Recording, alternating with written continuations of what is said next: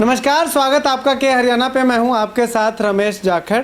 दोस्तों, इससे पहले मैंने आपको एक वीडियो दिखाया था जिसमें एसएसपी साहब जो है वो ब्रीफ कर रहे हैं कि आखिर कौन हत्यारे हैं। हत्यारे किसके? जो 12 साल की नाबालिग एक बच्ची की हत्या कर दी गई थी, रेप की आशंका जताई जा रही थी, उसमें तमाम सवाल जो है वो अभी भी पेंडिंग रह गए, अभी भी लंबित रह गए। क्योंकि मेरा जो है वो माइक ख़राब हो गया था, थोड़ी टेक्निकल प्रॉब्लम जो आ गई थी, तो इस करके जो है वो कुछ लोगों को समझ नहीं आ पाया, आवाज़ में थोड़ी डिस्टर्बेंस आ रही थी। तो सोचा कि क्यों ना आपको पूरी डिटेल जो है वो मैं बता दूँ, जो एसएसपी साहब नहीं बता पाए। मैंने अलग से जो है अपने सूत्रों से पता किया। तो अब ऐसे में इस मामले में अभी तक 2 लोगों की गिरफ्तारी जो है वो हुई है। इस बच्ची की हत्या जो है, इसका मुख्य कारण जो है वो उसकी मां के अवैध संबंध बने हैं। क्या कह रहा हूं कि अवैध संबंधों के चलते उस बच्ची की हत्या हुई है। उस बच्ची को काम करे उसकी माँ, गलत काम करे माँ, और भुगतना पड़े उस बेचारी मासूम बच्ची को।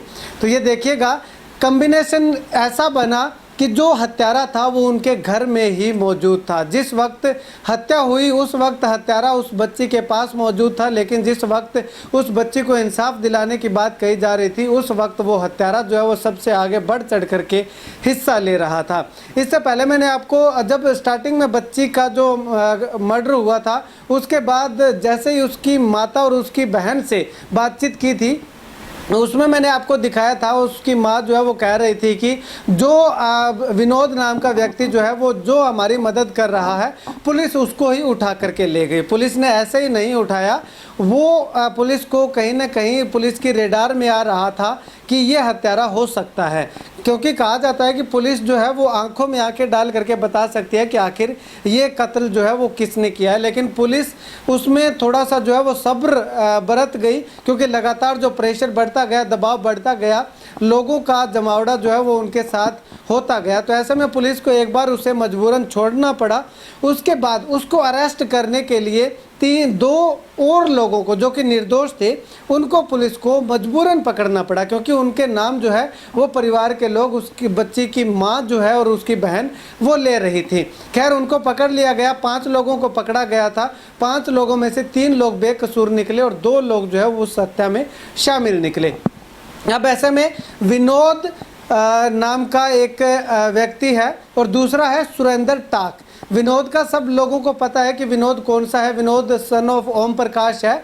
लेकिन इसके साथ दूसरा जो सुरेंद्र था, सुरेंद्र के नाम पे लगातार संशय बना हुआ है, क्योंकि जो 5 लोग पकड़े हुए थे उनमें से 3 सुरेंद्र थे। तो सुरेंद्र धुंधवाल था एक, और एक सुरेंद्र टोकसिया था, एक सुरेंद्र टाक था। तो उनमें से सुरेंद्र टोकसिया और सुरेंद्र धुंधवाल जो है वो जो है इस हत्या में, इस साजिश में शामिल नहीं थे। वो बेगुनाह थे, निर्दोष थे, बिना वजह के उनको पकड़ा गया था। घर वालों ने उनको जो है वो ज़बरदस्ती पकड़वाया था, ऐसा कह सकते हैं। लेकिन इसमें विनोद जो है और उसके साथ साथ सुरेंद्र टाक जो कि फर्नीचर का काम करता है, वो जो है दोनों दोषी पाए गए हैं। अब इस घटना को अंजाम कैसे दिया? घटना को अंजाम दिया, सुरेंद्र जो है वो अपने काम से जाता था और रात को लेट नाइट आता था। लेकिन उस दिन जो है विनोद ने सुरेंद्र को फ़ोन करके थोड़ा जल्दी बुलाया कि कोई काम है आपसे, आइएगा। आते ही दोनों ने बैठ करके शराब पी। दोनों ने 1-1 बोतल, सुनने में आया है कि दोनों ने 1-1 बोतल शराब का सेवन किया था। उसके बाद कुछ नशीली दवाइयाँ, गोलियाँ भी, टैबलेट्स भी उन्होंने खाई थी। उसके बाद उस बच्ची पे लगातार जो है वो नज़र बनाए रखे हुए थे कि कब ये बच्ची यहाँ से निकले और कब वो उसको उठा करके लेके जाएं। जैसे ही बच्ची कुस्सर रोड पे चढ़ी, कुस्सर रोड पे चढ़ने के बाद वो पीछे से बाइक लेकर के आए और बच्ची को उसकी सहमति से बाइक पे बैठाया।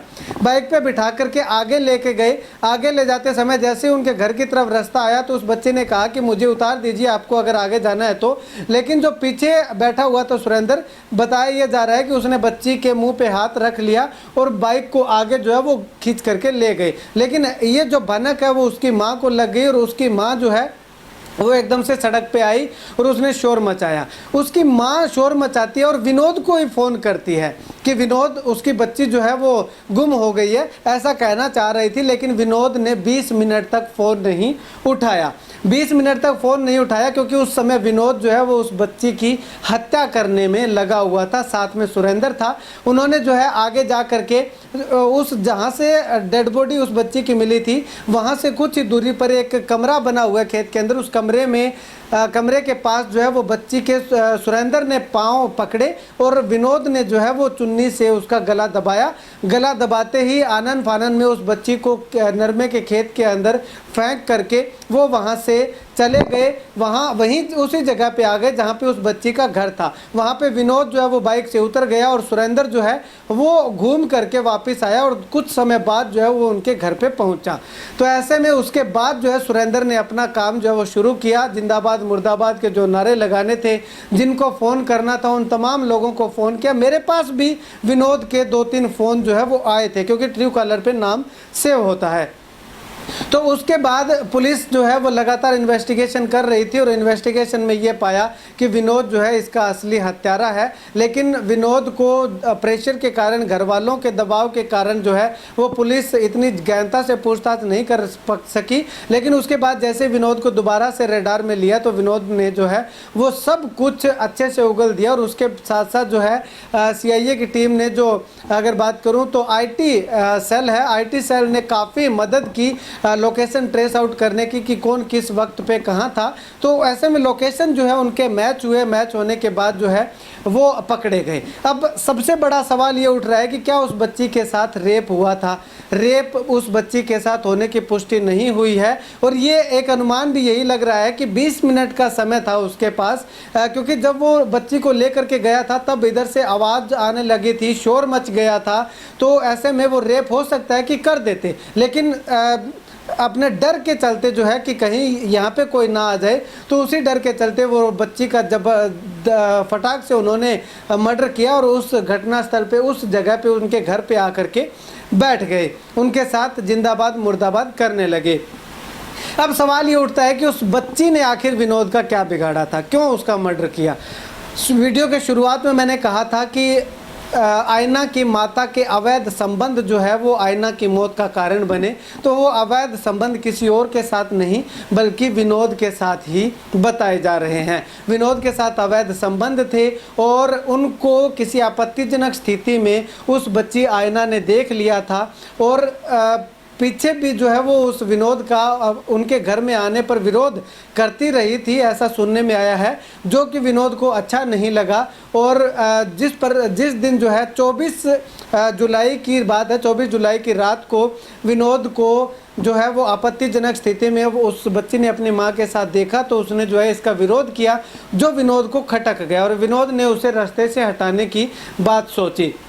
तो ऐसा में उसने सुरेंद्र को जो है वो अपने साथ लिया और दोनों ने इस घटना को अंजाम दे दिया। अभी पुलिस जो है वो पूछताछ कर रही है, छानबीन कर रही है। इस घटना में कुछ और अहम सुराग भी लगने वाले हैं।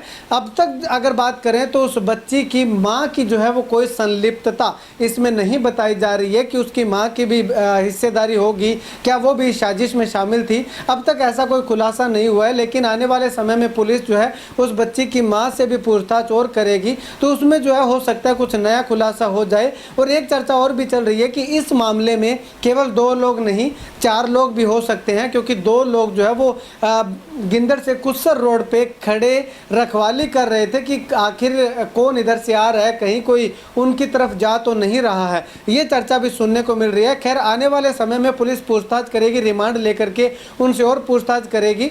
पूछताछ में जो है आगे और तथ्य सामने आएंगे तो वो भी हम आप तक लगातार पहुंचाएंगे। लगातार हमारी नज़र इस मामले पे बनी हुई है। कुल मिलाकर के कहूँ कि माँ के अवैध संबंध जो है वो अपनी बेटी की जीवन लीला जो है वो समाप्त कर गए तो कुछ गलत ना होगा।